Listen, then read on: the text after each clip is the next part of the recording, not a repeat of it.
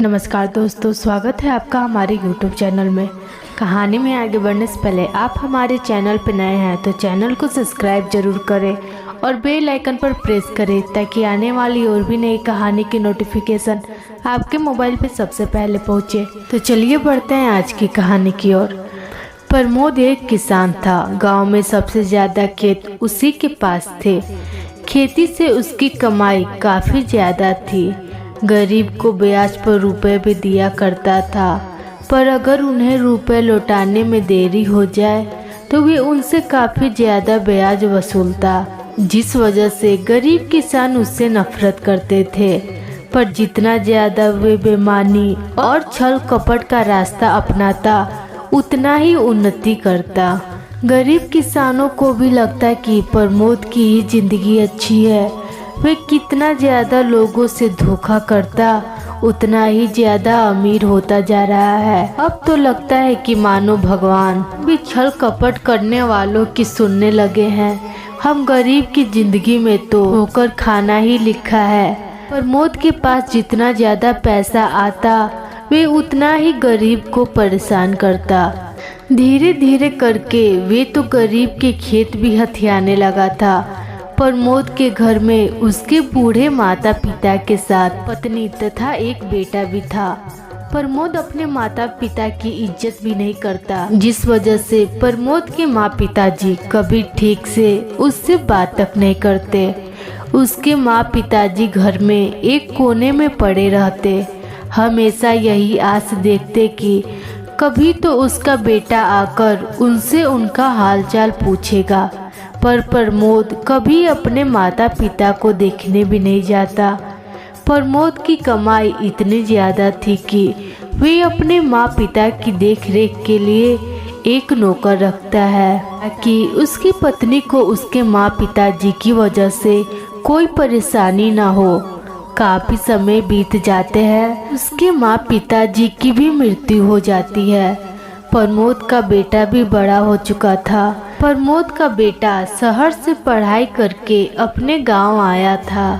पढ़ाई पूरी होते ही वे एक अच्छी से कंपनी में जॉब करने लगता है।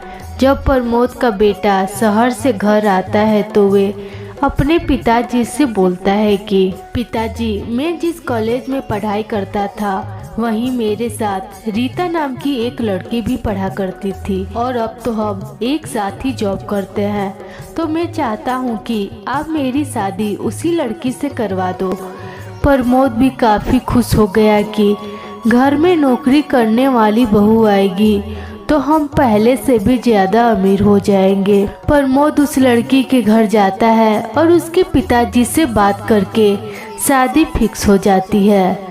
कुछ ही महीनों के बाद प्रमोद की बेटे की शादी तो हो जाती है, पर शादी में लड़की के पिताजी ने ना दहेज दिया और ना ही कोई उपहार दिया। इस वजह से दोनों ही परिवार में काफी मनमुटाव उत्पन्न हो जाता है। पर प्रमोद का बेटा अपने पिताजी से ज्यादा अपनी पत्नी के पिताजी की साइड लेता है। वे अपने घर से ज्यादा अपनी पत्नी के मायके में ही रहता है। प्रमोद की बहू भी शहर में रहती। साल में कुछ ही दिनों के लिए प्रमोद के गांव आती। ऐसे ही दिन बीत जाते। प्रमोद और उसकी पत्नी काफी बूढ़े हो चुके थे। तबीयत खराब होने की वजह से गांव में ही प्रमोद की पत्नी का भी देहांत हो जाता है। प्रमोद घर में अकेला बच गया था, जिस वजह से उसके बेटे को उसे अपने साथ शहर ले जाना पड़ता है। प्रमोद भी बीमार ही रहता था, जिस वजह से उसके बेटे का उसके इलाज में काफ़ी पैसे लगते। उसकी पत्नी को भी उसकी सेवा करनी पड़ती। अपने ससुर को पूरे दिन बेड पर पड़ा देख प्रमोद की बहू को भी काफी गुस्सा आता, क्योंकि पहले ही उसे अपने बच्चे के लिए जॉब छोड़ना पड़ा था और अब तो बच्चे के साथ ही साथ उसे अपने ससुर जी की भी सेवा करनी पड़ रही थी, जिस कारण वे गुस्से में जाकर अपने पति से बोलती है कि तुम अपने पिताजी को कहीं ले जाकर बीच चौराहे पर छोड़ क्यों नहीं आते। पूरे दिन बेड पर पड़े पड़े चिल्लाते रहते हैं कि बहू ये दो, बहू वो दो, चैन से भी नहीं रहने देते। उनकी बीमारी में भी तो महीने में कितने रुपए लग जाते हैं। अब तो मेरी भी नौकरी नहीं है। अगर ऐसे ही रुपए उनकी बीमारी में लगते रहेंगे तो हमारे भविष्य के लिए तो कुछ बचेगा ही नहीं। प्रमोद का बेटा भी अपने पिताजी के बीमारी में लगने वाले रुपए से काफ़ी परेशान था। वे अपनी पत्नी से कहता है कि ठीक है, तुम चिंता मत करो, मैं आज ही पिताजी का कोई ना कोई इंतजाम कर ही दूंगा।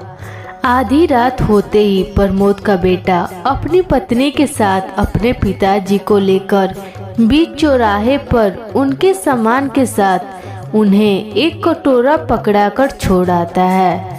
अपने बेटे द्वारा खुद को चौराहे पर छोड़कर जाता देख प्रमोद के आंखों में आंसू आ जाते हैं। प्रमोद समझ जाता है कि ये मेरे ही कर्मों की सजा है, जो मैंने गरीबों से छल कपट करके अपने बेटे का भविष्य बनाया और आज उसी बेटे ने मुझे बीच सड़क पर लवारी छोड़कर चला गया।